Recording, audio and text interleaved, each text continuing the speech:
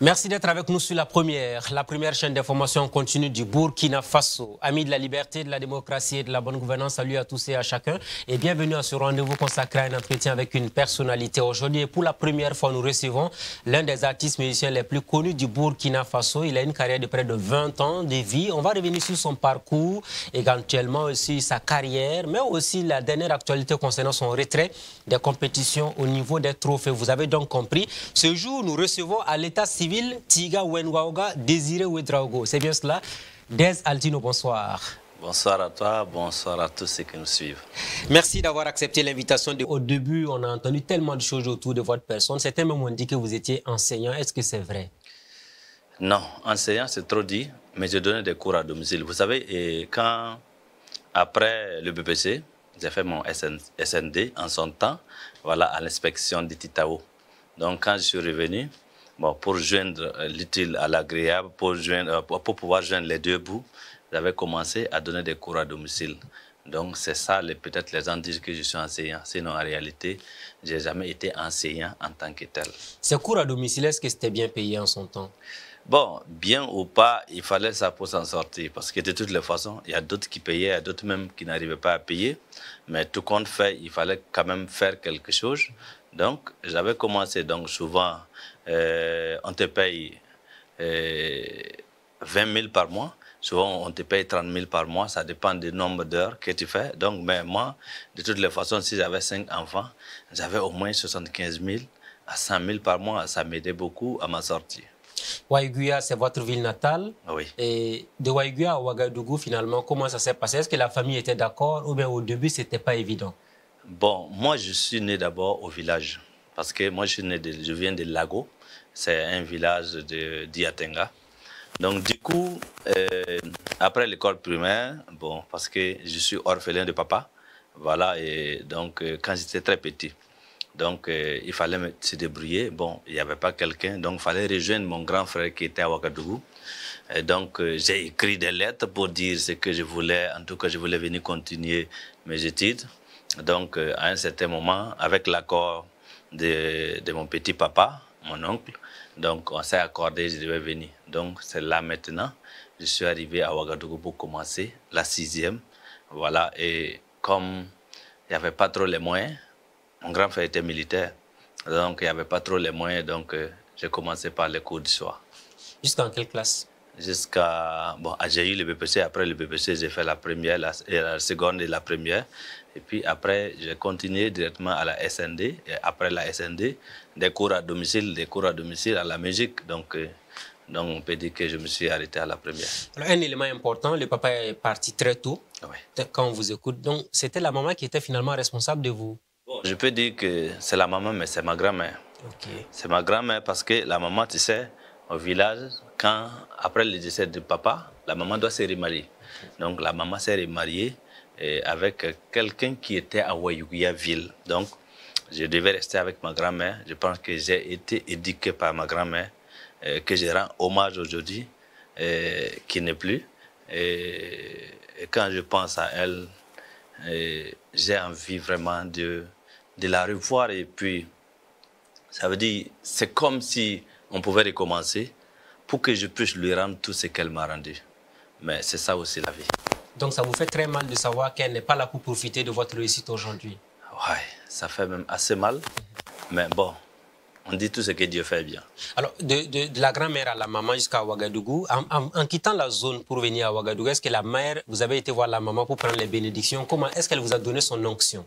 Oui, même quand j'étais au village, je partais chaque fois. Je pédalais mon vélo pour aller voir la maman. Et j'avais toujours la bénédiction de la maman qui m'aimait aussi beaucoup. Voilà, et chaque fois quand elle me voyait, elle avait beaucoup d'émotions. Donc je sentais une mère qui aimait son fils et qui voulait la réussite de son fils. Donc chaque fois je partais prendre les bénédictions.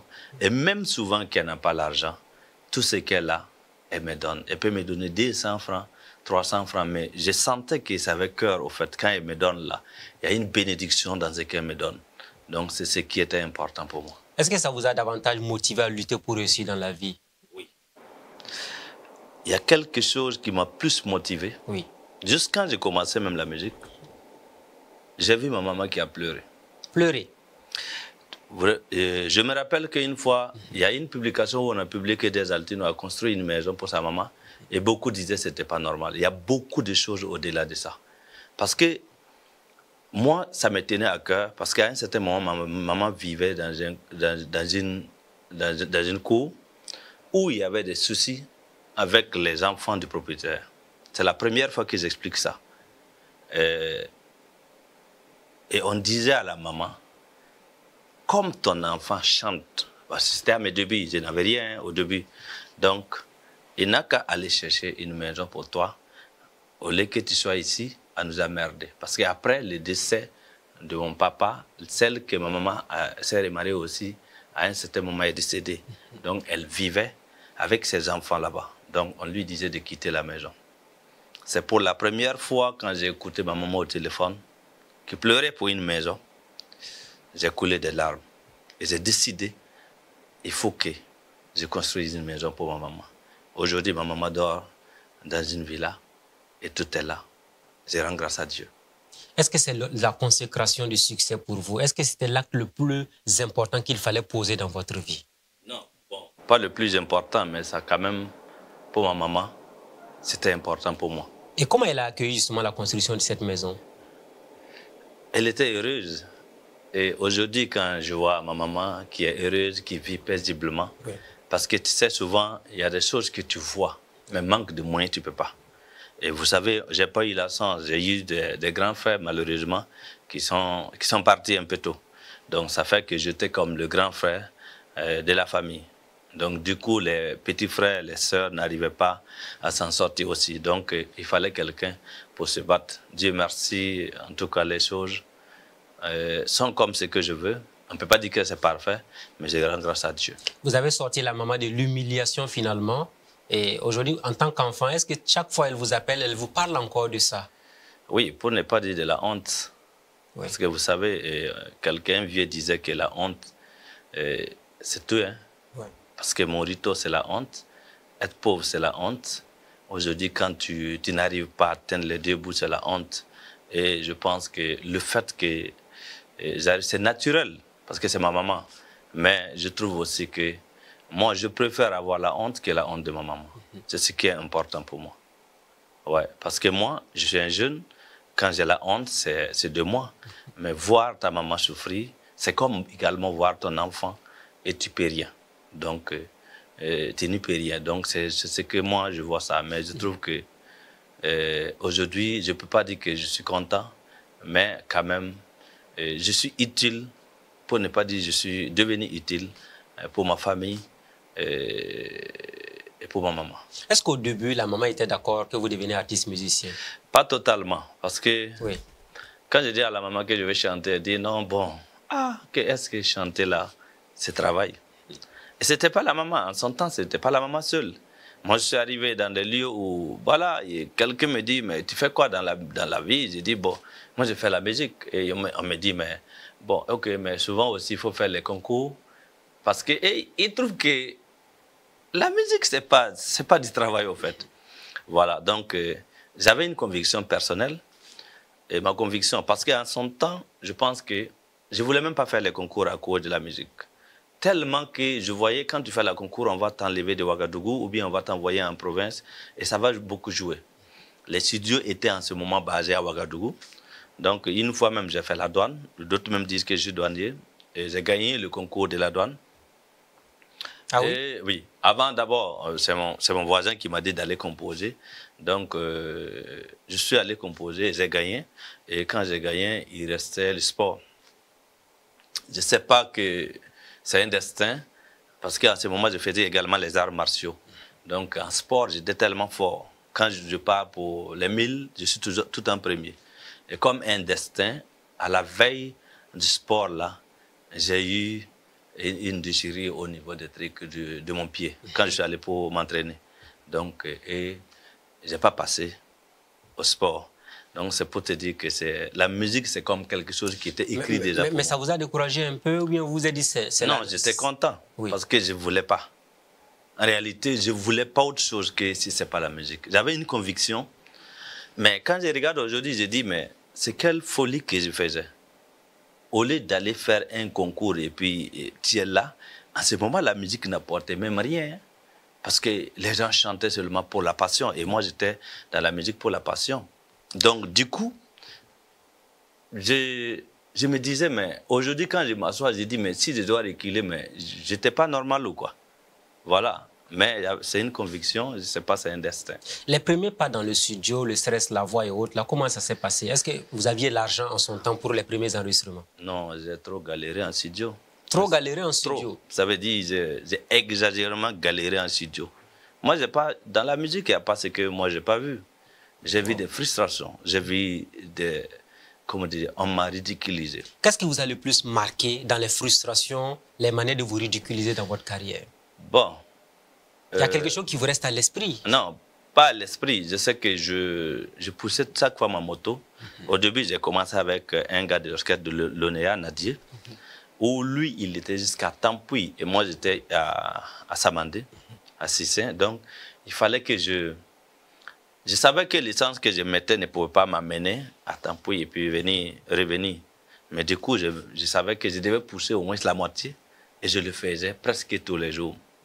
Donc ça, c'est la première. Mais quand je suis arrivé à un certain moment à enregistrer, il fallait courir. En ce moment, il y avait Sidonie, il y avait également Bazar Musique, il y avait également Senghor qui produisait. Mais j'ai tourné avec ma cassette en ce moment. Partout où je suis parti, personne n'était prêt pour moi. Mais aujourd'hui, bon, je peux dire merci à Sidonie parce que le directeur commercial de Sidonie est là. Moi, je suis allé à travers un frère qui l'appelait. Je suis allé pour négocier, faire les cassettes à crédit. Je n'avais pas l'argent. J'avais seulement 150 000. Et les 150 000, j'ai vidé tout mon compte, tout ce que j'avais, parce que j'ai commencé à économiser à la caisse populaire. Donc, tout ce que j'avais, que j'ai vidé pour aller demander. Mais le gars m'a regardé comme ça. Aujourd'hui, on s'est vu tout dernièrement. Et puis, il m'a dit, ah, la vie. Je suis content pour toi. Ouais. Parce qu'il m'a regardé, il dit, comment quelqu'un a le courage de venir demander à une maison comme Sidonie de lui faire des cassettes, lui, il va rembourser après. Et effectivement, ils m'ont fait ces cassettes. Et c'est comme le début d'une bénédiction. Et ça a commencé comme ça. Est-ce que quand vous faites le tour, on vous disait que votre musique n'était pas de qualité, mais vous ne chantez pas bien? Est-ce qu'on a eu à vous dire ça à un moment donné? Non, on ne m'a jamais dit ça. Oui. Parce que au moins, au début, ma musique était bien aimée. Quand je chantais Massakam L'homme, voilà, et c'était bien aimé. J'avais eu des projets avec d'autres qui ont décidé même de me produire, mais ça n'a pas marché. Je ne sais pas, peut-être c'est moi, j'étais trop pressé, parce que souvent, quand tu es artiste, peut-être les gens ne comprennent pas les artistes. On est tellement excité, on a envie de faire sortir. Donc souvent, soit j'étais trop pressé, soit il y avait l'incompréhension, et voilà, ça n'a pas passé. Donc, à un certain moment, il fallait que je prenne mes responsabilités moi-même. Et voilà comment, aujourd'hui, je suis devenu mon propre producteur. Et jusque-là, c'est moi, je suis mon propre producteur. C'est pas la force des choses. On va revenir sur ça tout à l'heure. Je veux qu'on reste encore sur les débuts. Ouais. Les premières sorties musicales à votre niveau, à quel moment vous avez commencé à sentir que la mayonnaise va prendre au niveau de l'opinion? Bon, quand j'ai fait sortir d'abord mon premier album. C'était en 2006, hein? C'est important de le préciser. En décembre 2006, voilà. Que j'ai fait sortir mon premier album. Je ne sais même pas si on appelle ça sortie, parce que c'est juste voilà, un ami qui s'appelait Sédou, parce qu'après lui, il m'a dit pour lui, il va m'aider aussi, parce qu'il connaît un réalisateur qui s'appelait en son temps, pas Galbert, il y avait un avant Galbert, qui a fait mon clip Ouiré. Et quand c'est sorti, parce qu'on n'a pas fait de dédicace, hein, on a commencé à jouer comme ça. Et je vois que les gens ont commencé à apprécier. Voilà, et j'ai commencé. Mon premier cachet que je pense que j'ai joué, en ce moment, c'était les Koundé. Ce n'est pas les Koundé de trophées, mais il y avait des maquis qu'on appelait les Koundé, la chaîne des Koundé. Oui, bien sûr.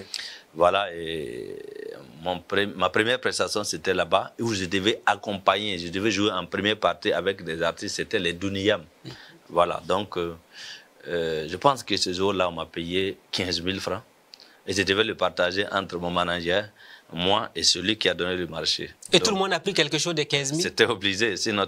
Vous êtes reparti à la maison avec combien? Pour ne pas dire que je suis reparti avec le prix de l'essence. C'est pour dire, à un certain moment, il faut accepter certaines choses pour que les gens puissent t'entendre, pour que les gens puissent t'écouter. Moi, c'était pas le problème de cacher, ne me regardez pas. C'est avoir l'occasion de jouer qui était important pour moi en son temps. Et je pense que c'était mon premier cachet. Et quand je l'ai pris, j'étais très content. Alors, restons sur la langue qui a été utilisée, en moré 100%. Est-ce que ça a été une qualité? Est-ce que vous vous êtes dit, je vais forcer avec la langue locale que je maîtrise mieux que de forcer pour faire le français ou l'anglais éventuellement? Oui, puisque le moré, déjà, j'avais des thèmes. Et j'avais des chansons populaires d'abord en moré. Quand vous prenez par exemple Tata, c'est des chansons populaires que les gens écoutaient avant même que nous on naissions. Donc, du coup, c'est un gros avantage pour moi. Tu sais, c'est difficile de chanter par exemple du Warba en français. C'est pas que c'est pas possible, hein, je le mets souvent. Mais moi, je fais du Liwaga, je fais du Wiré, je fais également. Bon, on essaie de moderniser, on essaie de dire des mots en français, mais on se base plus sur le moré. Et je pense que ça a été un gros avantage pour moi. D'autant plus que le moré aussi est aussi beaucoup écouté au Burkina. Et les avantages que j'ai aujourd'hui partout où je pars, hein, même au-delà de ceux qui comprennent, quand je pars, c'est ça le comble. Je pars chez les Bissa, que ce soit les Gourunsi ou bien à Dori, c'est ça le comble. Ceux qui comprennent Moré ou pas. Et puis il y a la valeur culturelle que vous mettez en avant, la parenté à plaisanterie qui vous permet aussi de ratisser large. Voilà, il y a la valeur culturelle qui est là. Et également, au-delà de ça, tu sais, la musique est universelle. Hein, c'est au-delà des rythmes là. Au-delà de ce que tu dis, il y a les mélodies, il y a le rythme qui plaît aussi aux gens. J'ai vu des Sénégalais qui m'ont écrit que je ne comprends pas, mais je l'aime, des Ivoiriens qui aiment bien, mais qui ne comprennent rien. 2006, donc, le premier album est sorti.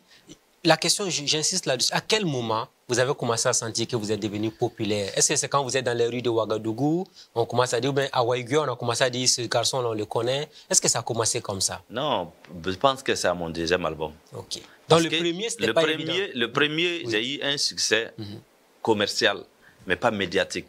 Ça veut dire qu'en ce moment, les CD, les cassettes là, payaient beaucoup. Et c'est avec la vente des cassettes que j'ai pu payer ma première moto en ce moment qu'on appelait Rainbow en son temps. Et voilà, j'avais commencé à faire maintenant ma Star Mania. Et avec mon deuxième album, Dolly, c'est ça qui a véritablement commencé à me propulser sincèrement. Parce qu'en ce moment, on faisait des concerts dans les salles de ciné. Et quand j'avais un concert à 20h, à 19h, la première fois, ça m'a même étonné. J'ai dit, j'ai un concert à 20h, les gens m'appellent à 19h qu'il n'y a pas la place. Donc, tous les jours, c'était comme ça. Et jusqu'à... Les choses ne font qu'évoluer chaque jour. Donc, c'est après, avec le deuxième album. Et à partir de là, vous avez commencé à monter cher, hein, les cachets pour les prestations? Bon, et le deuxième album, j'avais déjà... j'ai pris manager comme Papus, qui était en même temps mon éditeur. Moi, je suis allé lui dire, commandant, voilà, je veux que tu m'aides aussi, comme vous êtes bien doué. En tout cas, il a essayé de corriger certaines choses, parce que moi, de toutes les façons, je faisais le théâtre avant de faire la musique. Donc, du coup, même si vous regardez mes premiers clips, c'est comme du théâtre, hein, je m'habillais comme si je n'arrivais pas à faire la différence entre l'image du théâtre et l'image de la musique. Voilà, donc, du coup, avec Papus, c'est lui qui devait discuter les cachets, les choses ont commencé à monter, et jusqu'à maintenant. Jusqu'à maintenant, hein? On est passé de 15 000 à combien aujourd'hui? J'évite souvent de parler des cachets parce que... Non, mais c'est important. Vous savez, on ne vous valorise pas parce que vous, les artistes burkinabés, même si vous êtes connus, vous êtes stars, vous refusez de donner les choses publiquement. Non, quand on ne donne pas, parce que souvent, je pense qu'il y a une émission souvent, quand j'ai donné les cachets, ça fait tellement de polémiques. Parce que les cachets varient. Tu sais, tu peux jouer à quelque part à 800 000 et aller jouer quelque part à 5 millions. Donc, tout dépend. Voilà. Donc, il n'y a pas un cachet fixe. Si un artiste dit qu'il y a un cachet fixe, bon, peut-être il a un minimum qu'il faut pour pouvoir jouer. Chez vous, le minimum, c'est combien? Donc, nous, on peut dire qu'un minimum, c'est de 800 000. Voilà. Donc, si quelqu'un ne dépose pas 800 000 francs CFA, on peut dire que c'est le minimum. Oui. Mais du coup, par exemple, si par exemple, toi, en tant qu'un frère, tu viens me voir, je peux te le faire gratuitement, comme je peux te le faire moins que ça. Mais quand tu demandes à un manager, un artiste qui arrive, il va dire 1 million minimum à discuter, 800 000 à discuter. Et ça, maintenant, ça dépend maintenant de ce que le manager puisse conclure. Est-ce qu'au niveau des cachets, vous avez l'impression que les populations ne comprennent pas que c'est un travail sérieux au niveau des artistes? Oui, beaucoup ne comprennent pas. Quand tu dis à quelqu'un même que tu joues à 500 000 francs, eh bien, je me rappelle qu'on a joué une fois à une cérémonie où on devait prendre, en ce moment, notre cachet était 400 000. Et quand on a commencé, on n'a même pas pu jouer parce que c'était coincé. En temps, les autorités voulaient partir, donc chacun jouait un demi-titre. Et quand on est arrivé au paiement, mais les gars, celui qui doit nous payer, mais attends. Donc, pour quelque chose qui ne vaut pas une minute là, que vous devez prendre 400 000. Donc, c'est pour dire que beaucoup n'ont pas compris que l'art n'a pas de prix. L'art, c'est autre chose. Ça veut dire que c'est quelque chose qu'il faut créer pour que ça puisse plaire. Parce qu'il peut y avoir 1000 musiciens, mais on a besoin d'un seul musicien. Donc, c'est ce qui est important. Ça fait qu'un artiste n'a pas de cachet proprement dit. Un artiste peut jouer à 0 francs. Et à un certain moment, son art lui permet de jouer à presque 100 millions. Voilà, on a vu des artistes qui jouent à des milliards. Hein. Voilà, c'est juste la musique. Mais c'est toute une organisation, c'est un travail qui a été fait. Mais les gens ne regardent pas le travail qui a été fait auparavant. Ils regardent juste ce que tu fais avant de prendre ton argent. Est-ce que les amitiés, justement, ne tuent pas les carrières des artistes? Oui. Quand on est amis, même dans les mariages, des altinos qu'on va voir dans les mariages de tout le monde, à un moment donné, ça va poser problème. Oui, les amitiés tuées, c'est trop dit, mais il faut que l'artiste même sache ce qu'il veut. Parce que l'artiste n'est pas obligé de faire tout pour amitié. C'est comme vous êtes là et vous êtes en train de faire votre travail. Normalement, vous devez inviter les gens qui méritent et qui méritent d'être écoutés. Et quand peut-être ton ami commence à faire la musique, tant qu'il n'est pas arrivé à ce trompe d'être invité, je ne pense pas que tu vas l'inviter. C'est pas parce que tu ne l'aimes pas, mais c'est pour ton travail. Il y a des trucs que je refuse tout simplement parce que je respecte mon art. Et souvent, les gens ne comprennent pas. Mais tu ne peux pas aussi que les gens te comprennent. Tu es obligé de faire autrement. Ça veut dire que tu leur dis que soit tu es occupé ou bien tu n'es pas libre. Parce que si tu ne le dis pas comme ça, il ne peut pas comprendre pourquoi tu refuses. Voilà, et je pense que c'est à l'artiste aussi de savoir ce qu'il veut. Donc, des altinos ne jouent pas n'importe où, n'importe comment? Non, un artiste même ne doit pas jouer, au-delà des altinos, un artiste ne doit pas jouer n'importe où et n'importe comment. Parce qu'on peut jouer là où tu veux, mais il faut que les conditions soient réunies pour que l'artiste puisse donner une prestation. Le plus gros cachet pendant les 20 ans de carrière de des altinos, c'était combien? Est-ce qu'on ne va pas se taire là-dessus? Non, c'est important d'en parler pour que les gens sachent. On va vous respecter davantage. Bon, je pense que mon plus gros cachet, je pense que ça allait à 10 millions. 10 millions. À Ouagadougou, ici, où c'était qui l'a payé. C'était à Ouagadougou, mais je vais taire son nom. 10 millions de francs CFA. Pour une prestation, pour une cérémonie? Oui, c'est pas que j'ai discuté. Après ma prestation, la personne a décidé de me donner ça. Mais c'est pas que c'est moi, j'ai discuté le cachet. Expliquez-nous comment ça s'est passé. La personne était tellement contente de ma prestation. C'était à une fête où je suis arrivé et en tout cas, j'ai beaucoup émerveillé. Et la personne, en partant, il a dit de me payer 10 millions. Est-ce que vous avez été surpris par le cachet qu'il vous a fait? Oui, j'étais très surpris, parce que c'est très rare. Si on était payé à 10 millions, aujourd'hui, on était très loin. Et les 10 millions, vous avez partagé avec votre équipe ou bien vous avez pris la part du lion et puis donné les miettes aux autres? Non, logiquement, quand on est payé, c'est avec toute l'équipe. Par exemple, quand tu devais prendre 100 francs, tu sais que ce jour-là, quand même, tu vas prendre plus que 100 francs. Souvent, il nous revient que vous, les artistes, vos danseurs et autres, là, vos accompagnants, là, c'est des miettes, ils ne gagnent pratiquement rien, c'est vous qui prenez tout. Non, moi, je pense que c'est comme on dit. Dans un travail, il y a ce que peut-être chacun décide. J'ai dit, on n'oblige pas, par exemple, quelqu'un à venir travailler avec un artiste. Chacun vient avec ses conditions. C'est comme moi, je suis artiste. Quand je pars pour une prestation, je pense que je discute. Et quand je discute, si ça me va, je travaille. Et quand même je commence, après, que ça ne va pas. C'est comme tu travailles avec un manager, quand tu trouves que vous ne vous entendez pas, normalement, si tu trouves que tu es devenu esclave ou bien il t'exploite, normalement, si tu es normal, tu dois arrêter. Voilà, on ne force pas. Donc, je pense qu'il y a aussi des discussions avant tout travail. Il n'y a pas qui exploite qui, on discute avant de commencer. Et je peux demander, en tout cas, je fais partie des artistes qui respectent les danseurs, qui respectent les staffs et qui essaient de... Quel est le plus gros cachet que vous avez donné à vos danseurs une fois? Non, ça c'est... Non, moi je préfère... Non, Desaltino, c'est bien de le dire parce qu'il y a des danseurs aujourd'hui qu'on voit, il y en a qui nous disent c'est souvent 10 000, 15 000, même pour payer une maison en location, c'est difficile pour certains danseurs. Oui, l'artiste, lui, réussit, mais les managers autour de lui, c'est la misère. Non, c'est que peut-être moi je peux dire, oui. Parce que c'est personnel, parce que au-delà de moi, mes danseurs là, et chaque artiste a ses danseurs. Donc ça, c'est un secret des danseurs. Il n'y a pas aussi un préfixe pour les danseurs. Voilà. Et je fais partie des artistes qui montent chaque fois, qui essaient de monter les cachets des danseurs. Donc ça, c'est d'abord un.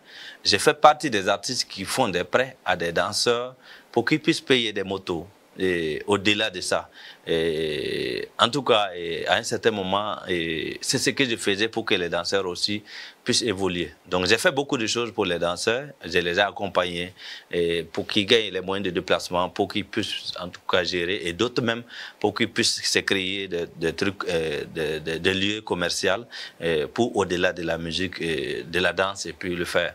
Donc, c'est ma contribution, mais comme on dit, c'est leur salaire et c'est personnel, je préfère me taire là-dessus.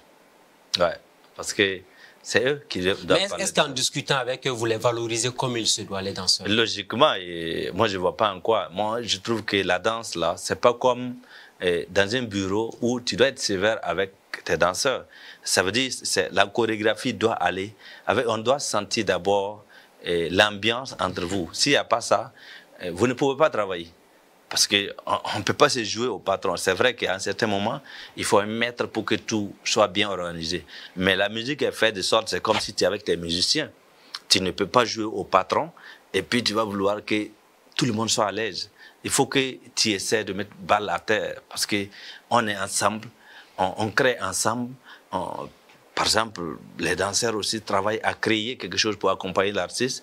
L'artiste aussi essaie de créer quelque chose avec les danseurs. Donc, on doit, en tout cas, il doit y avoir une complicité entre le staff, le manager, les danseurs, les musiciens qui jouent en live. Et c'est ce qui fait peut-être la force de Desaltino. Parce qu'il y a ce qu'on appelle l'ambiance parfaite. Et même souvent quand il y a des hauts et des bas. Est-ce qu'il y a des paresseux que vous avez eu à recevoir après vous leur avez dit de partir de chez vous? Moi, par exemple, tu rates à mes répétitions 2 ou 3 fois. J'ai dit d'arrêter, sans justification. Et tout le monde connaît, tous les danseurs qui ont travaillé avec moi, ils nous suivent, ils savent que chez moi, même quand j'ai un truc, même si j'ai fait un regroupement des danseurs, si tu rates une prestation sans justification, j'ai dit d'arrêter. Mais s'il y a une justification, on peut continuer. Parce que c'est ça aussi. Dans un travail où il n'y a pas la discipline, quel que soit ce que tu fais, on ne peut pas évoluer. Tout ce que vous dites, c'est beau. Est-ce que vous leur avez donné des contrats de travail? Bon, les contrats de travail, moi je pense qu'au niveau des danseurs, on ne travaille pas par contrat, mais on travaille par prestation. C'est comme un promoteur qui vient nous voir. Voilà, chaque prestation, on te paye ça. Voilà, donc ça fait que c'est par prestation, on travaille. Donc la personne au-delà de moi aussi peut travailler avec d'autres personnes. Parce que souvent les contrats obligent la personne à rester avec toi, pendant, même quand ça ne va pas. Vous savez, la musique là, ce qui est bizarre dans la musique, ça peut marcher ça, avec toi tout de suite et demain ça ne marche pas. Et tu as signé des contrats avec des gens, tu dois les libérer, tu dois résilier les contrats. Bon, tout ça, c'est des questions à poser.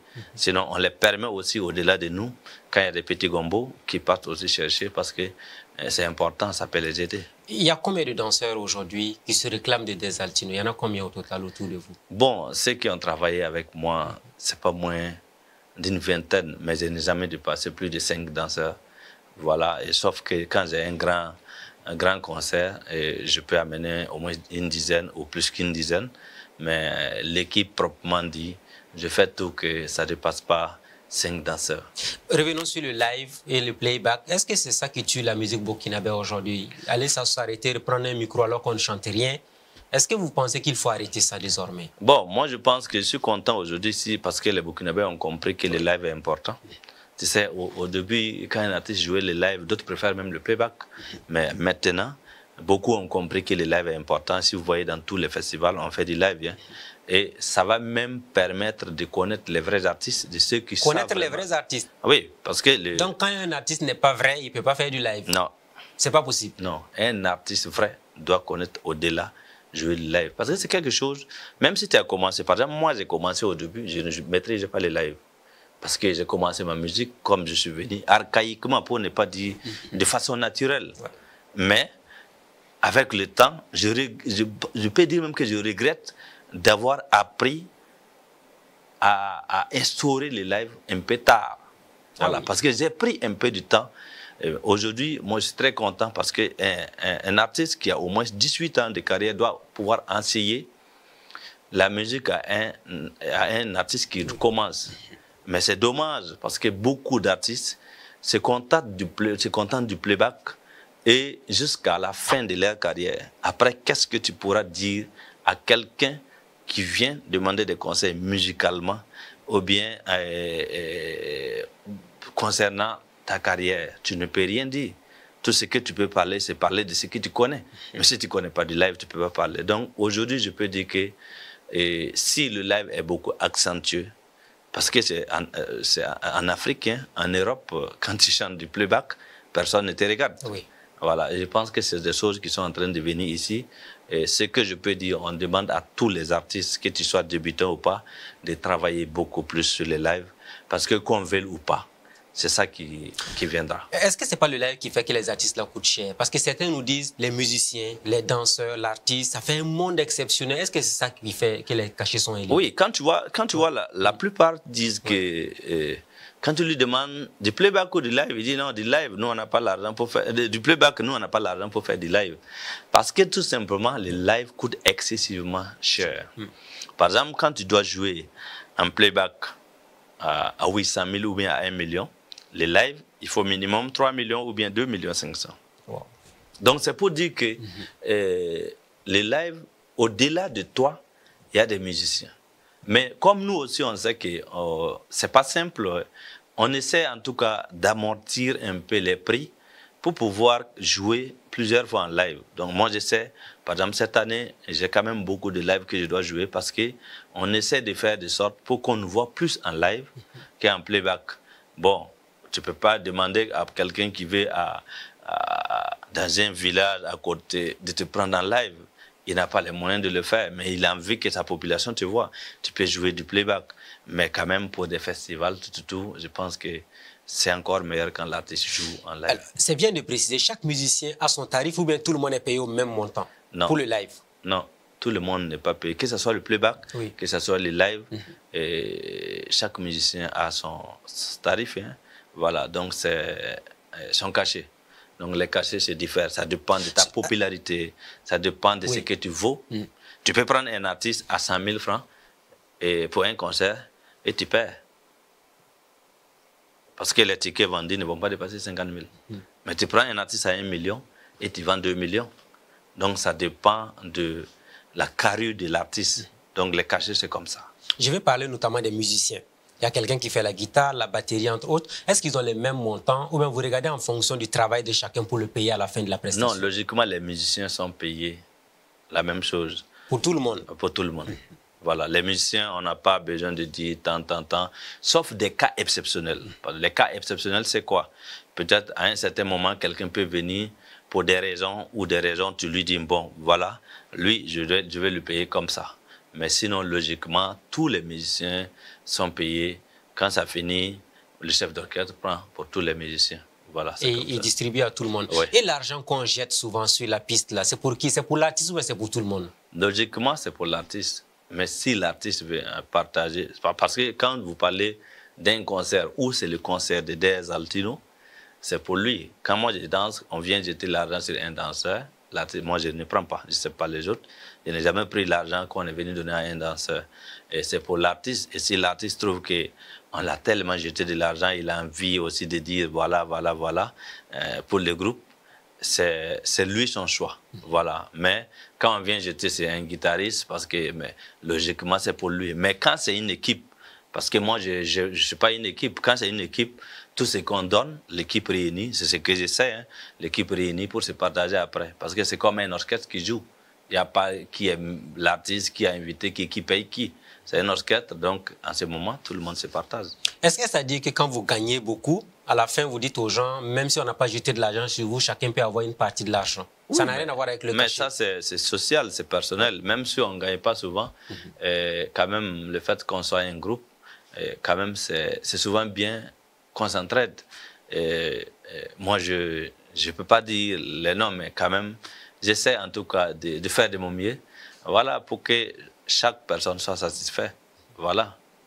Alors, il y a eu beaucoup d'albums qui sont sortis, hein, parce que si on va citer, il y en a trop. Il y a eu 2006, il y a eu 2009, Ndolé, qui est l'album qui vous a le plus fait connaître, Mam Nifo. Alors, cet album-là, il y a beaucoup de Burkinabés qui continuent de reprendre. Oui. C'est depuis 2013. Oui. Nous sommes en 2025. Ça fait près de 12 ans aujourd'hui. Oui. Cet album vous a valu le Koundé d'or 2013 et c'était face à Flobi et les Players en son temps. C'est ça. Alors, est-ce que vous attendiez à autant de succès pour l'album Mam Nifo là? Oui, bon, tu sais, quand un artiste fait sortir un album, sûrement il attend un succès. Mais peut-être que je n'attendais pas que l'album allait tout remporter, parce que cette même année, l'album a remporté le Koundé du public, le Koundé de la musique la plus jouée, le Koundé d'or. Oui. Donc autant de Koundé avec le même album. En tout cas, je ne m'attendais pas à tout ça. Mais voilà, c'est ça aussi, hein. On dit ce que l'artiste voit n'est pas forcément ce que l'album va lui donner. Et qu'est-ce qu'on vous disait par rapport à cet album Mamnifo là? Est-ce que c'était le thème qui avait été utilisé ou bien c'est le clip qui a davantage vendu cet album? On peut dire que c'est les deux. Oui. Voilà. D'abord, moi, mes chansons, c'est plus les thématiques et les rythmiques. Voilà. Maintenant, au-delà de ça, ici, ça a plu aux gens. J'essaie aussi de faire des clips. Bon, c'est vrai, au début, c'était pas simple. Mais avec le temps, j'ai compris aussi que l'image est très importante pour un artiste. Donc, aujourd'hui, on essaie de faire des clips de haut niveau. Voilà, pour donner encore... Parce que vous voyez, c'est comme nous, on suit les artistes des États-Unis ou bien de l'autre côté ici, on ne les a jamais vus. Mais c'est à travers leurs images seulement qu'on les aime. Donc c'est pour dire l'image est très importante pour un artiste. Jazz Altino est prêt à mettre jusqu'à combien de millions pour un clip? Assez de millions. Et je te dis même, je dis tout le temps, on me demande, mais les clips que tu as fait, Saga, tu as utilisé combien? Je dis c'est quelque chose, je n'ai jamais calculé. Peut-être je paye un réalisateur à un prix donné, je paye quelqu'un. C'est trop facile ça. Vous avez quand même une idée globale de ce que vous avez dépensé sur le clip. Oui, mais je veux dire exactement pas. Ça vaut 5 à 10 millions? Non, souvent même mes clips dépassent plus de 5 à 10 millions. Le montant le plus bas? Le minimum que j'ai fait un clip, c'est de 5 à 10 millions. Et je le dis tout le temps, oui. Quand j'ai fait le clip de Lady Ponce ici, j'ai fait venir Lady Ponce au Cameroun. J'ai payé son billet classe affaires. J'ai payé tout ça fait partie de la réalité. Les tenues, les costumes, et vous l'avez payé un cachet? Non, je ne l'ai pas payé parce que moi, je n'aime pas les collaborations où tu dois payer. C'est vrai qu'il y a d'autres où tu dois payer parce qu'en lui payant, ça va te donner quelque chose immédiatement. Ça, tu le fais parce que... Mais quand tu demandes une collaboration avec un artiste, la plupart, ça doit être une collaboration. Ça va être un jeu et un échange. Donc, l'échange de culture... Et je trouvais Lady Ponce faisait du tradi moderne, moi aussi je faisais du tradi moderne.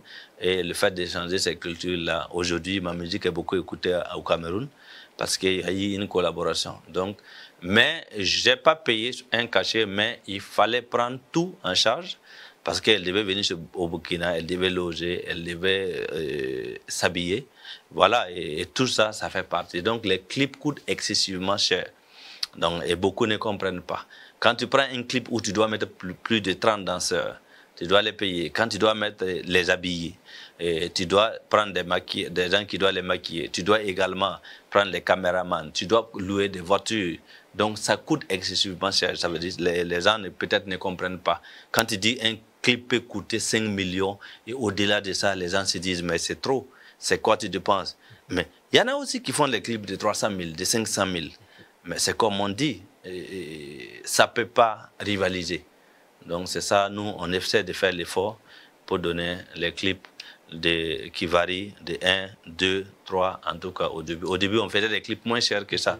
Mais aujourd'hui, Aujourd'hui, on essaie de monter la barre haute. C'est le haut niveau, hein, c'est important. Bon, c'est important pour nous parce qu'on va être diffusé partout aussi. Revenons sur le Koundé d'or 2013. Le trophée, il est là avec nous. Quand on vous a appelé, quel était le sentiment qui vous a animé ce jour-là? Des Altino Koundé d'or face à Flobi, qui n'est pas n'importe qui, les players en son temps, qui étaient quand même des artistes qui comptaient. Oui, il y avait assez d'émotions, en même temps la joie. Parce que, vous savez, ce qui est bizarre en 2013, bon, les trophées ne me disaient pas trop comme ça. Moi, c'était la passion de la musique qui était important pour moi. Voilà. Mais lorsque tu gagnes ces grands trophées, parce que le Koundé, ce n'est pas n'importe quoi, c'est quelque chose qui est connu au-delà de Burkina Faso. Donc j'étais content et j'étais même heureux, parce que c'est quand même une satisfaction. Ça montre qu'on apprécie et on reconnaît ton travail. C'est important pour moi et j'étais vraiment, on peut dire que c'est ma plus grande joie. Et oui, en ce moment. Est-ce que vous avez pris le trophée, aller voir la maman? Oui, je suis allé montrer la maman. Même quand elle ne connaît pas les Koundé, elle dit que Dieu bénisse encore plus. En tout cas, j'ai assez fait de photos, j'ai assez allé montrer à mes parents tout ça pour montrer que vraiment mon travail a été récompensé. Est-ce que 2013 c'est l'année la plus aboutie en matière d'argent pour vous? Bon, d'argent c'est trop dit, hein, parce que c'est pas l'argent. Koundé du public, Koundé d'or, plusieurs autres Koundé remportés. De toutes les façons, les trophées, c'est pas de l'argent. Les trophées, c'est une récompense qui montre que tu as travaillé. Mais en tout cas, ça donnait encore, comment dirais-je, la force de continuer. La force de dire que les gens font attention à ce que tu fais et je dois persister et je dois leur montrer que la confiance qu'ils m'ont donnée là, je dois garder ça. Ensuite, il y a eu Sababo, il y a eu Barka, Beoro, Saga. Alors, moi, ce que je veux comprendre des Altino, pourquoi vous avez tout le temps tendance, soit c'est de parler de l'amour, soit de parler de l'hypocrisie, parce que Wendy a Wendy, les gens ont trouvé que cette chanson, par exemple, c'était l'une des meilleures chansons des Altino. Est-ce que c'est votre vécu qui vous a fait chanter cela, ou bien vous avez vu que nous sommes hypocrites ou nous sommes inconséquents entre nous-mêmes? Bon, je pense que c'est le vécu. C'est ce qui est là. En fait, nous, les artistes, nous sommes comme les porte-paroles. Voilà. Donc, nous parlons à la place de tout le monde. Et je ne chante pas seulement l'amour. Tu sais, les gens, je ne chante pas plus l'amour. Je chante plus même la vie, la femme, tout ça. Mais tu sais, les gens, quand tu pleures pour les orphelins, les gens t'écoutent moins. Quand tu pleures pour les femmes battues, les gens t'écoutent moins. Quand tu parles de « je t'aime, tu vas me rendre fou », les gens t'écoutent plus parce que tout simplement, ils sont dedans. Ça veut dire les gens se sentent là où ils sont plus dedans. Quand tu prends par exemple Wendy, ou peut-être beaucoup d'hommes politiciens ont pris ça comme hymne national, c'est pour dire qu'ils se sentent vraiment dedans. Et quand ils l'écoutent, c'est comme ils se mettent à la place de l'artiste. C'est tout simplement ça. Sinon, j'ai beaucoup de thèmes bien abordés, mais les gens écoutent beaucoup plus que ce qui les intéresse. Est-ce que Wendy, c'était un message aussi à vos adversaires? Ceux qui veulent faire du mal à des Altino, vous ne pourrez pas le faire. Est-ce que c'était un message indirect? Bon, adversaire, c'est trop dit, hein, parce que je n'ai pas d'adversaire en tant que tel. Je peux dire que c'est une façon de prier. Quand tu dis Wendy, autrement dit Dieu est Dieu, c'est aussi une prière. Ça me donne la force à chaque fois. Et je trouve que chaque fois que je prononce Wendy, c'est comme je fais une prière. Et peut-être ça m'aide aussi à quelque part, parce que de toutes les façons, quand tu dis le nom de Dieu, il y a quelque chose qui se passe à chaque fois. Beaucoup de trophées, des succès un peu partout. Il y en a qui disent que Des Altino aussi est parti voir des vieux quelque part pour se prendre des fétiches du WAC. Est-ce que vous croyez en cela par rapport à la carrière musicale d'un artiste? Je suis africain. Je ne peux pas ne pas croire à ça. Mais c'est comme je dis. Moi, j'ai toujours dit aux gens, quand tu pars bouffer le WAC pour avoir des enfants, il faut d'abord avoir une femme. Ça veut dire que si tu n'as pas de femme, même si tu pars bouffer le WAC, comment, l'enfant ne va pas tomber du ciel. Ça veut dire que pour moi, le WAC, et la prière quand tu pars à l'église ou bien quand tu pars à la mosquée, c'est juste un accompagnement. Ça veut dire que c'est comme une bénédiction. Mais le WAC seul ne peut rien faire. Il faut d'abord travailler. Voilà, si tu n'as pas quelque chose à faire, même si tu pries comment, tu ne peux pas avancer dans rien. Donc, vous savez bien expliquer tout ça. Est-ce que Dez Altino fait le WAC? Non, moi je ne fais pas Vous le WAC. Vous l'avez jamais fait? Je crois au WAC. Bon, peut-être... Est-ce qu'à un moment donné, vous n'êtes pas allé quelque part pour vous protéger, non, prendre des choses, boire et puis protéger, laver? ça c'est quand mon grand-père me dit, prends ça, ça peut te protéger. Je protège, mais moi je me protège, mais moi je ne suis jamais allé. Pour voir quelqu'un, j'ai besoin de WAC. Pour dépasser quelqu'un, j'ai besoin de WAC. Pour être plus fort ou bien j'ai besoin de WAC pour bloquer quelqu'un. Moi je ne l'ai jamais fait. Et je ne souhaite même pas le faire parce que je pense que ce n'est pas le travail qu'on peut avancer. Mais africainement, on sait que chacun peut se dire, voilà, prends ça, ça peut te protéger. Voilà, donc tu peux boire une bouillie, ça peut te protéger. Moi, en tant qu'Africain, si je dis que je n'ai jamais fait ça, c'est que j'ai menti.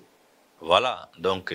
Mais est-ce qu'il est arrivé des moments, des vieilles personnes qui vous ont appelé pour dire fais attention, peut-être ta carrière peut prendre une tournure bizarre, tu peux avoir un accident, entre autres. On a vu des artistes qui l'ont eu. Oui, mais moi, je ne crois pas trop à ces trucs, au fait. Si tu veux, quelqu'un peut me dire non, fais attention parce que la musique, d'autres te disent ça. Mais du coup, moi, je trouve que si tu peux voir que quelque chose peut arriver à quelqu'un, tu peux voir comment tu vas bloquer. Si tu vois et puis tu ne connais pas bloquer, c'est que tu n'as rien vu pour moi. Donc, pour moi, d'abord, c'est de croire en toi. C'est ce qui est important pour moi, de croire en ce que tu fais et de te mettre plus au travail. Parce que tout ce qu'on fait, que ce soit du traditionnel, que ce soit à l'église, c'est des accompagnements. Et passer le temps à croire à ça, peut-être même ça va te donner une faiblesse. Parce que tu te dis, mais est-ce que ce n'est pas ça qui me fait évoluer? Parce que moi, j'ai commencé ma musique sans ça. Et ça a pris sans ça. Donc s'il y a quelque chose pour m'accompagner, pour me protéger, même aujourd'hui, je prends. Est-ce qu'il y a des jeunes musiciens qui viennent vous dire, ils veulent vous piéger et vous posent ces questions-là indirectement pour savoir, grand frère, comment vous avez fait pour être comme ça? Parce que j'ai appris qu'il faut passer par des pactes, il faut aller voir des gens au village, il faut laver ci, il faut faire ça, ainsi de suite. Est-ce qu'il y a des jeunes qui viennent vous dire ça? Bon, les jeunes viennent me voir, ils veulent des conseils. Ouais. Mais me poser ces questions, peut-être c'est me manquer de respect. C'est comme si je ne travaille pas. C'est comme si ils voient quelque chose de noir dans ma carrière. Donc ma carrière est assez claire. Tout le monde voit que c'est le travail et ce n'est pas le travail. Donc il n'y a pas de choses ambiguës comme on dit, c'est assez clair. Donc un jeune qui veut travailler, qui veut des conseils avec moi, doit me demander comment tu as fait et je l'explique. Ce n'est pas le travail et ce n'est pas le sérieux et ce n'est pas l'organisation. On en parle des Altino qui décident aujourd'hui de ne plus finalement participer aux différents concours. Est-ce que parce que vous êtes devenu suffisamment grand et suffisamment riche que vous évitez de prendre part à ces concours? Non, pas du tout. Mais je pense que les trophées, il n'y a jamais assez. Voilà, un artiste ne refuse pas des trophées. Et c'est tout simplement parce que j'ai décidé de produire les jeunes artistes. Oui. Aujourd'hui, ma maison Altino Prod est une structure de production. Et aujourd'hui, j'accompagne beaucoup de jeunes. Je produis d'autres, je fais les éditions. Donc aujourd'hui, moi, je me vois un peu mal placé de vouloir produire des jeunes, les accompagner et faire la concurrence avec eux. Votre maison de production vous a coûté combien? Bon, écoutez, c'est trop dire, mais c'est une maison que j'ai pris le temps. Ça fait plusieurs années que j'ai créé ça. Et aujourd'hui, j'ai réuni un studio de répétition live, studio d'enregistrement et également quelques fonds pour produire des artistes. J'ai beaucoup soutenu assez d'artistes. J'ai commencé la production proprement dit cette année. Donc voilà pourquoi. C'est un studio qui vaut combien des Altino? Bon, les studios, la production, on ne peut pas dire que... je ne sais pas. C'est un gros investissement. Oui, mais le studio, la production, ce n'est pas comme ça. La production, par exemple, quelqu'un qui est là peut ne même pas avoir un studio, mais il est producteur. Ça veut dire que c'est les dépenses que tu mets sur chaque artiste pour faire sortir ton album qui est la production. Oui, vous avez investi, oui. Vous avez du matériel, vous avez tout mis en place. Ça vous a coûté combien? Bon, quand tu prends par exemple un studio de live, tu n'as pas moins de 10 à 15 millions pour faire un studio de live. Quand tu vois un studio d'enregistrement, tu n'as pas moins de 10 millions pour faire un studio d'enregistrement. Donc voilà, c'est des trucs qu'on a cotisés tout doucement. Ouais, donc environ 30 à 40 millions de francs CFA. Bon, c'est trop dit, mais en tout cas, ça demande au moins des millions voilà, pour pouvoir faire un studio d'enregistrement et puis un studio live. Alors, est-ce que c'est pour faire du social ou bien chercher de l'argent? Parce que vous parlez comme ça, quand un jeune va regarder l'émission, il va vouloir venir, après on va commencer à lui dire on ne peut pas, il faut payer tel montant, tel montant. Non, les studios, ce n'est pas du social. Les studios, par exemple, les salles de répétition, quand les artistes veulent répéter, ils viennent payer pour répéter. Et c'est payé par heure dans les salles de répétition live. Maintenant, le studio d'enregistrement, c'est là où les artistes viennent pour faire leur son. Et là-bas aussi, c'est payant. C'est combien par l'heure chez vous, c'est combien? Non, moi, le studio, par exemple, la salle de répétition, quand tu viens, c'est 5 000 francs l'heure. 50 000 francs l'heure? 5 000 francs. 5 000 l'heure. Okay. Voilà, ça, c'est dans la salle de répétition. Mais au studio, voilà, je n'ai vraiment pas de tarif. Ça dépend. L'artiste vient, on s'entend, je vois l'arrangeur. Voilà, qu'est-ce que tu peux faire pour le soutenir? Je ne peux pas dire que c'est du social, mais les artistes contribuent juste, voilà, pour que je puisse... Et un jeune qui a un talent fou, une belle voix, qui veut chanter, qui n'a rien, est-ce que s'il se lève pour venir chez vous, vous allez l'accompagner à produire? Oui, j'ai déjà accompagné plusieurs jeunes qui n'ont rien et j'ai fait plusieurs sons pour des artistes qui n'ont même pas payé 5 francs. Et ils sont nombreux. Ouais. Que répondez-vous à ceux qui pensent que Dez Altino et Flobi sont les plus connus? Ils font beaucoup de bruit, mais ils ont du mal à s'installer ailleurs, au-delà de la Côte d'Ivoire. Qu'est-ce qui vous empêche d'être comme les autres? Bon, c'est leur point de vue. Hein. Tu sais, nous, les artistes, on a envie de s'imposer plus que ce que les fans pensent. On se bat tous les jours pour se donner encore de la visibilité. Tout récemment, j'étais en Côte d'Ivoire, j'ai fait le tour de toutes les chaînes de télé. Oui, chaque fois, c'est la Côte d'Ivoire. Ah, oui, est-ce que c'est le seul pays de la sous-région? Pas le seul parce qu'il y a beaucoup de Burkinabés là-bas que vous parlez vers la Côte d'Ivoire. Non, pas seulement la Côte d'Ivoire. Vous savez, on a essayé de jouer un peu partout. Moi, j'étais au Mali, en temps, je suis dans les festivals en Europe. Mais vous savez, moi, je trouve que c'est souvent croiser la bonne personne au bon moment. Parce que vous savez, la plupart des artistes qui ont le vent en poupe à l'international ont eu la chance de croiser un gros producteur. Prenons le cas de Victor Demain, qui, après plus de 50 ou 60 ans, que sa carrière a démarré concrètement. Ça ne veut pas dire qu'il n'était pas bien, ça ne veut pas dire qu'il ne chantait pas bien, mais il n'avait pas croisé la bonne personne. Quand il a croisé le gars qui devait faire sa promotion, c'est parti comme ça. Et je me suis dit qu'à force de fouiller, on va trouver. Dez Altino et Flobi, c'est quoi la relation? Est-ce que vous êtes des amis ou vous êtes des adversaires? Oui, des amis dans la vie, mais des concurrents, comme on dit. Hein, parce que ce n'est pas nous-mêmes, on s'est dit concurrents. C'est pour cela que je dis la concurrence, on ne négocie pas. C'est les fans qui nous ont imposé. Et naturellement, c'est comme ça. Et on accepte ça parce que, bon, de toutes les façons, c'est un défi qui permet à chaque artiste de mieux travailler et de chercher à se surpasser pour avancer. Sinon, bon, au-delà de la musique, Flobi et moi, on s'appelle et voilà, s'il y a des trucs que je ne comprends pas, je l'appelle. Lui aussi, s'il y a des trucs qu'il veut comprendre, il m'appelle. Donc, au-delà de la musique, on est amis. Mais pour le travail, chacun travaille beaucoup pour dépasser l'autre.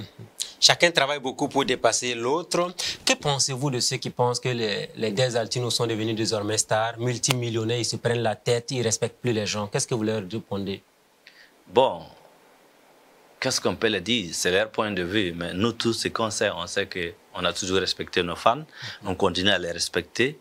Multimillionnaires, c'est trop dit. Nous, on a seulement ce que la musique nous a donné. Au BBDA, vous êtes l'un des rares qui prend tout le temps des millions. Il nous revient que chaque année, vous avez beaucoup de millions au BBDA. Même récemment, vous étiez l'artiste le mieux payé. Ah oui, l'artiste le mieux payé, ça veut dire que... C'est ce que j'ai dit tout le temps, c'est l'argent de notre travail. Ça veut dire que c'est les CD vendus et la musique vendue, voilà. Ça, c'est les droits de production. Tout ce qui était vendu, comment ta musique est écoutée, voilà, c'est l'album Saga, le dernier album, qui était le mieux payé. Donc, on peut dire que c'est ce que la musique nous apporte et c'est naturellement ça. Voilà, c'est comme si tu fais ton commerce et puis ton commerce te rapporte. Donc, on ne peut pas dire qu'on est riche, hein, parce que, en tout cas, on rend grâce à Dieu parce qu'on arrive à se soigner, on s'en sort et puis on soutient aussi les jeunes. Donc, c'est ce qui est important pour nous. Sinon, quand on va parler des Richards, vous connaissez les Richards du Burkina, non. Oui, mais quand vous êtes allé au BBDA prendre plus de 10 millions, ouais. Qu'est-ce que votre équipe vous a dit? Ou bien vous avez donné un peu d'argent à tout le monde? Non, ça, ce n'est pas une histoire d'équipe. Ça, c'est personnel. Je donne à ce que je veux. Peut-être j'ai donné, peut-être à... je n'ai pas envie de dire ça, mais en tout cas, beaucoup d'hommes de showbiz que je connais, voilà, et on peut peut-être profiter, même si c'est peu. Voilà. Mais je parle de ceux qui sont avec vous au quotidien. Là. Oui. Quand ils ont entendu le montant, tout le monde a su que c'était vous. Est-ce que quand vous êtes retrouvés, vous avez dit ah, je vous donne quand même quelque chose? Non, les soucis, non, je peux donner. Mais bon, ça c'est personnel. J'ai toujours l'habitude de donner parce que moi, j'attends pas que. Parce qu'au-delà des BBDA, ils savent que j'attends pas peut-être les 11 millions de BBDA pour pouvoir commencer à dire venez prendre. Mais d'habitude, si tu soutiens quelqu'un, quand il entend que tu as eu de l'argent, il n'a pas besoin de venir taper ta porte. Maintenant, tu as eu l'argent, il faut nous donner. Non.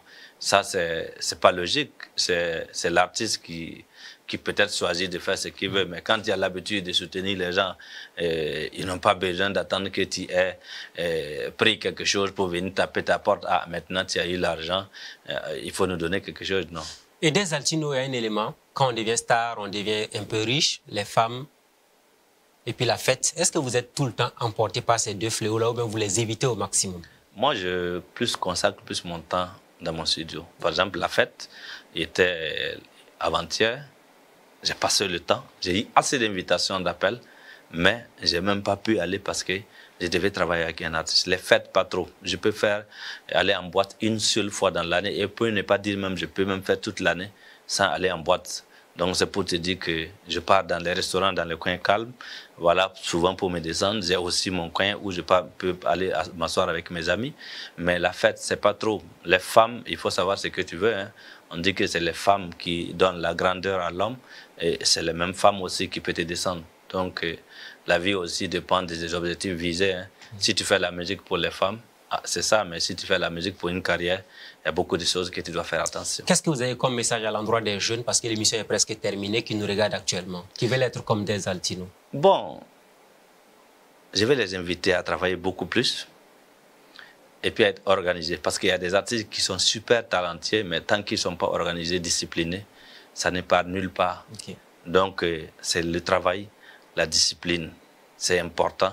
Et d'écouter plus que de parler. Parce que souvent, aujourd'hui, les réseaux sociaux nous donnent l'autorisation comme si on peut tout le temps parler et sans écouter. C'est pourtant, si vous parlez sans écouter, souvent, ce n'est pas simple. Avant de clore l'émission, parce que c'est terminé, je vais vous donner peut-être 30 secondes à 45 secondes. Votre guitare est là. Comme vous aimez le live, qu'est-ce que vous nous proposez avant qu'on ne se dise au revoir? Bon, je vais vous proposer mon histoire. Écoutez une histoire, c'était une école, c'était comme une mission. Il y avait une vision dominée de passion. C'est bien mon histoire, l'histoire de ma musique. C'était tellement dur, souvent j'avais dos au mur. Mais moi j'étais sûr que ce jour-là viendra. Une porte s'ouvrira, les barrières vont se briser. Les choses vont changer, changer tout d'un coup. Et j'irai jusqu'au bout, au bout de mes rêves. Comme le soleil du matin, je prenais mon chemin à la recherche de mon pain. Je marchais jusqu'au soir, souvent je perdais même l'espoir. Il m'arrive même de boire et je vois plus la voix. Je perdais même ma voix, mais j'avais cette foi que quelqu'un soit alpha ou bêta, ce jour-là viendra. Une porte s'ouvrira, les barrières vont se briser. Et j'irai jusqu'au bout, au bout de mes rêves. Aller jusqu'au bout de ses rêves. Merci beaucoup, Dez Altino. Et puis, il est resté dans le temps imparti, hein. Pas plus de 45 secondes. Ouais, voilà, j'ai coupé la chanson. Merci encore, Dez Altino. Merci beaucoup. À toi, merci à tous ceux qui nous suivent. Voilà. Aux téléspectateurs de la télévision Burkina Info, merci à tous et à chacun d'être avec nous sur le plateau du Grand Déballage. Aujourd'hui, nous étions avec l'artiste musicien Dez Altino, un artiste pur talent du pays des hommes intègres. De succès en succès, comme on le dit très souvent. C'est lui, justement, qui vient d'avoir les 11 millions récemment du BBDA, hein, le mieux payé de tous les autres, hein, pour ce qui est de cette tranche qui vient de passer. Très bonne suite de programme à tous et à chacun. Amis de la liberté, de la démocratie et de la bonne gouvernance. On se dit à la semaine prochaine avec un nouvel invité. Bonsoir chez vous.